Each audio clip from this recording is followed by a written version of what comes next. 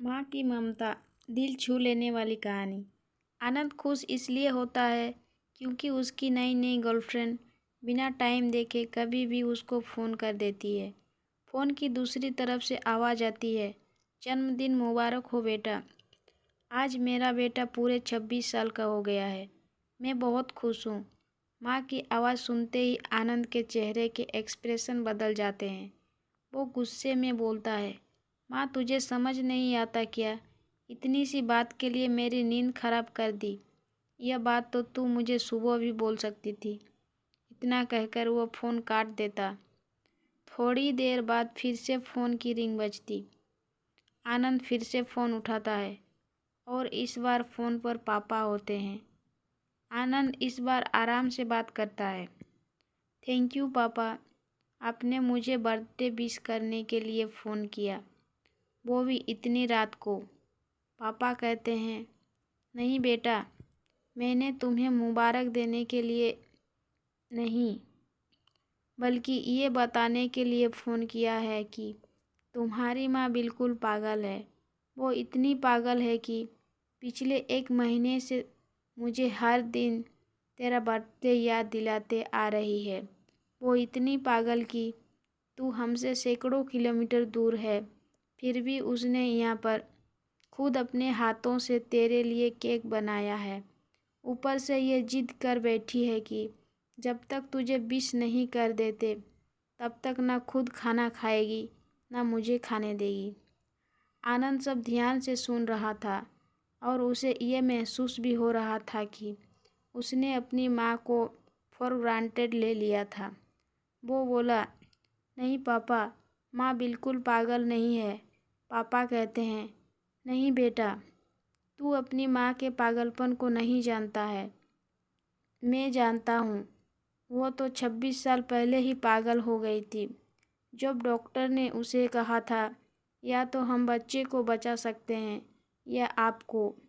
उसने बिना 1 सेकेंड भी सोचे बच्चे को बचाने का फैसला ले लिया और मुझे भी कसम देकर उस फॉर्म पर साइन करने के लिए मना लिया था जिस पर लिखा था उसकी ज़िंदगी इस ऑपरेशन से खतरे में और उसे कुछ होता है तो उसके जिम्मेदार डॉक्टर नहीं होंगे। अब तू ही बता, बिना तुझे देखे जो औरत तेरे लिए मरने को तैयार हो जाए, उसे हम पागल नहीं कहेंगे तो क्या कहेंगे? इतना कहकर पापा ने भी फ़ोन रख दिया। आनंद ने भी अब यह महसूस किया था कि वह जो कर रहा था वो भूल नहीं, गुनाह था। हाँ, एक बार किसी इंसान को दुख दो तो कोई बात नहीं, लेकिन भगवान को दुख देना गुनाह ही होता है और माँ भगवान से कम नहीं होती। पश्चाताप के आंसू उसकी आंखों से बह निकले। सवेरा होते ही आनंद अपने घर की ओर रवाना हो गया, अपने माँ बाप से माफ़ी मांगने के लिए। घर पहुँचते ही उसने पहले माँ से माफ़ी मांगी, जिसने उसे गले से लगा लिया। फिर वह अपने पापा से माफ़ी मांगने लगा। पापा ने कहा, कोई बात नहीं बेटा, जा तू वापस चला जा। तेरी माँ हमेशा कहती थी कि तू उसे बुढ़ापे में संभाल लेगा, लेकिन मैं उसे समझा दूंगा जैसे आज तक मैं उसे संभालते आया हूँ, वैसे ही आगे भी उसका ख्याल रखूँगा। उसे भी यह समझ लेना चाहिए, जो बेटा उसके एक फ़ोन करने से परेशान हो जाए, वह उसे उम्र भर क्या संभालेगा। बाप की ऐसी कड़वी बातें सुन आनंद की आंखें बहने लगी। वो सर झुकाए अपने बाप के सामने चुपचाप खड़ा रहा। अपने बेटे को परेशान देख माँ आगे आती है और पापा को कहती है, जाने दीजिए, माफ़ कर दीजिए, हमारा ही बेटा है। माँ की ममता का मोल ना कोई लगा पाया था, ना कोई लगा पाएगा।